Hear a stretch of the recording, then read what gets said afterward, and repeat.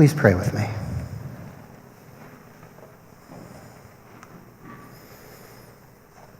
God of grace, God of hope, on this Memorial Weekend, we open ourselves to the ways in which you speak into our lives. In the midst of the turbulence, in the midst of the storms, you speak to us of hope. You speak to us of healing. You speak to us of your peace. Be with us this day as we explore your word. Amen. So this is Memorial Day Sunday, and no one is quite sure where the first Memorial Day event took place. There are 25 villages and cities in the United States that say that they were the source of the very first Memorial Day. But we do know that it came into being to honor the fallen Union soldiers. After World War I, Memorial Day became a day to recognize all soldiers who had lost their lives in service in any war or in any conflict. And then in 1971, it became a national holiday on the last Sunday, the last weekend in May. For many of us, Memorial Day is a profoundly personal day. It's a time when we honor those who have lost their lives in service to our nation and to remember those who are currently serving. A number of us here in this room this day served in the military. We all know people who have served. I think of my dad and his two brothers, each of whom served during World War II. I think of Trisha's brother and nephew, who are both graduates of the Naval Academy. I think of my cousin Brian, who was the adjutant general for the National Guard in Rhode Island throughout the Iraq War. And I saw the toll that it took on Brian when again and again he was responsible for deploying citizen soldiers who went on 2, 3, 4, and in a few cases, 5 deployments in Iraq and Afghanistan. It was Brian who would meet the bodies of the soldiers who had died on the field and would seek to comfort their families. It was Brian who would see the toll that these multiple deployments had on the families. He saw how many marriages broke up. He saw the toll on the children, and he saw how some soldiers were forever changed emotionally when they returned to their home. His own son, Jason, was deployed once to Afghanistan and once to Iraq. For Brian and for so many others, Memorial Day is a day of profound feeling and emotion, and we honor them. On Memorial Day, we honor the willingness of each to serve and, if need be, sacrifice their life for the ideals of this country. Their selflessness is noble and worthy of being honored. Jesus said, "No greater love has one than this, than to lay down one's life for one's friends." In part, that is what we honor, that selflessness, that sacrificial spirit on this Memorial Day weekend. In the biblical book of Hebrews, the writer speaks of a cloud of witnesses who guide our path, upon whose shoulders we stand and who show us how to live a life of faith. Chapter 11, verse 8, by faith Abraham, when called to go to a place he would later receive as his inheritance, he obeyed and went, even though he did not know where he was going. By faith, he made his home in the promised land like a stranger in a foreign country. He lived in tents, as did Isaac and Jacob, who were heirs with him of that very same promise. For he was looking forward to the city with foundations, whose architect and builder is God. And by faith, Sarah, who was past childbearing age, was enabled to bear children, because she considered him faithful who had made the promise. And so from this one man and woman, as good as dead, came descendants as numerous as the stars in the sky and as countless as the grains of sand on the seashore. Because they said yes. Because they moved into the unknown, graced only with a promise that the most unlikely of promises would be theirs in their old age, that from them would come a nation. Imagine. These biblical figures, people like Abraham and Sarah, who said yes, guide our path and show us the way forward when we too feel called, but we do not know what the future holds. This is our cloud of witnesses. And on Memorial Day weekend, we remember our cloud of witnesses, which consists of people of faith, the names that have been lifted up this day with the tolling of the bell. And we remember those soldiers who have served and who are serving. We remember, we honor, and we seek to the best of our abilities to emulate these qualities and these values. Yet I keep thinking of a comment I heard this weekend from a news commentator who offered this about Memorial Day. He said, quote, "On Memorial Day, we honor our soldiers, those living and those who have paid the ultimate price. We honor our soldiers because war is inevitable. There will always be someone who wants to take our freedom away, and because of this, there will always be war and always a need for soldiers." And I ask myself, is this true? Is war always inevitable? Is terrorism inevitable? I think if we say yes, then it becomes a self-fulfilling prophecy, because we are unable to imagine a world without war, a world without violence, a world without terrorism. Is war, is violence inevitable? On Memorial Day, as a nation, we appropriately remind ourselves of the wars that our soldiers served in and are serving in. We will have parades to honor their sacrifice, and well, we should. The Hollywood industry has built a whole genre around war movies to honor those who have served. Yet I think there's an equally important story to tell of those who have showed us that war is not inevitable, that complex conflicts can be resolved through nonviolent means. For these too are our cloud of witnesses. These too are names worthy of being honored.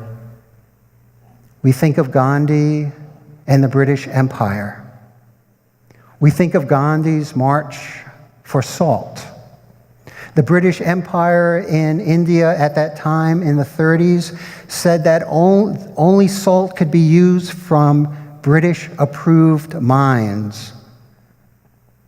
and that salt could not be purchased. It was against the law to get salt elsewhere. So they had this market. And Gandhi said, we will march to the sea, we will go to the beach, and we will begin to make our own salt.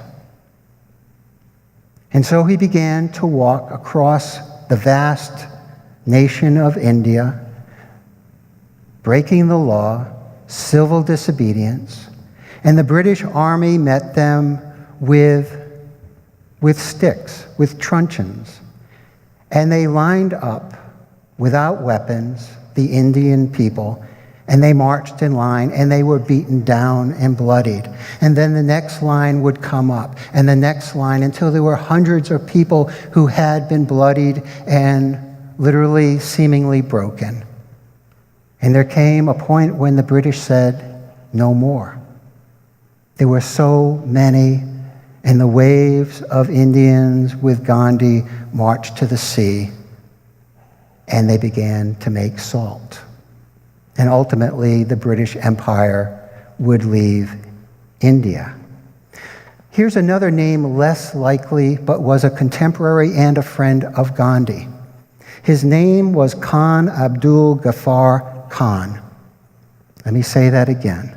Khan Abdul Ghaffar Khan. He was a Pashtun. He was born in 1890 in India, and he died in 1988 and buried in Afghanistan. He was a Muslim pacifist. He formed an army for peace, just as Gandhi had formed an army for peace, and they confronted the British rule in India, in Pakistan, and in Afghanistan. And through nonviolent means, they overthrew the greatest empire of the time. Dr. King, in response to his home being bombed while his family was in that very home, said, we cannot solve this problem of racism through retaliatory violence. Remember the words of Jesus, he who lives by the sword will die by the sword. We must love our enemies no matter what they do to us. We must make them know that we love them. We must meet hate with love. Gandhi, Khan Abdul Ghaffar Khan, Martin Luther King Jr., they too are our cloud of witnesses. Tim O'Brien, the author and Vietnam veteran, wrote a book about the war entitled The Things We Carried. And he wrote this: a bullet does several things. It can kill the enemy, yet it also makes an enemy of the family and the community who have lost a son or a daughter. Where does it stop? One last little story. In Belgrade, in World War II, the rumors had come to Belgrade that the Jewish neighbors were being rounded up to be taken up to Germany. And the stories had come back from Germany that thousands of Jews had been killed. And so the SS brought in cattle cars, and they rounded up the Jewish neighbors of Belgrade, and they herded them into the cattle cars, and then they surrounded the cattle cars with razor wire while they waited for a locomotive to arrive the next morning. An Orthodox Christian bishop heard what had happened.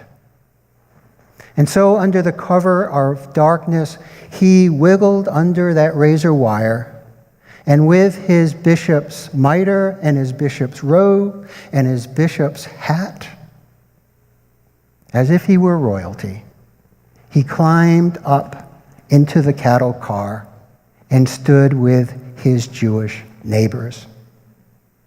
When the sun came up, the story began to circulate among the Christian majority of what their bishop had done and where he was and who he was standing with.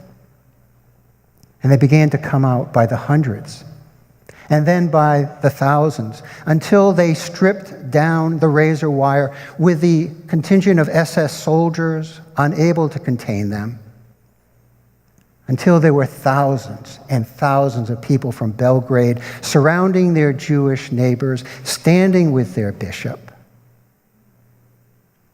And the SS soldier decided that they didn't have enough bullets to kill everyone. And so they let everyone in the cattle car go home. And the record of history in Belgrade is that throughout the course of World War II, no Jews were deported from that city because the Nazi knew that they would have to pay too great a price. These two are our cloud of witnesses. We need to tell these heroic stories as well as the stories of people like my dad and my Uncle Freddie and my cousin Brian. For these stories of those who offer an alternative to war, they too are our heroes. They too serve to guide us. William Stafford, the poet, who was a conscientious objector during World War II in Los Prietos, California, wrote this poem. He had just received news that his brother Bob had died on a bombing run over Germany while serving with the Army Air Corps. And on the morning that he received news that his brother had died in war, he wrote this poem. It's entitled, These Mornings, These Mornings. Watch our smoke curdle up out of the chimney into the canyon channel of air. The wind shakes it free over the trees and hurries it into nothing. Today there is more smoke in the world than ever before. There are more cities going into the sky helplessly than ever before. The cities today are going away into the sky, and what is left is going into the earth. This is what happens when a city is bombed. Part of that city goes away into the sky, and part of that city goes into the earth. And that is what happens to the people when a city is bombed. Part of them goes away into the sky, and part of them goes into the earth. And what is left for us between the sky and the earth is a scar.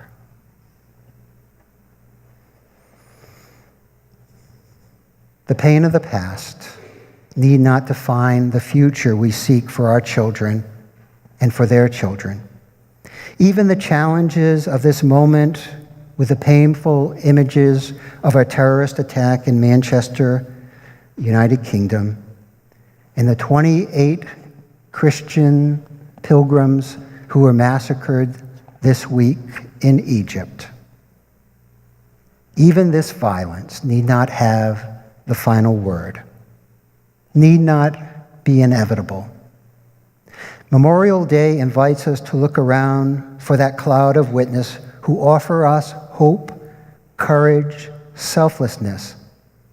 Those who through their example show us what a life well lived can look like.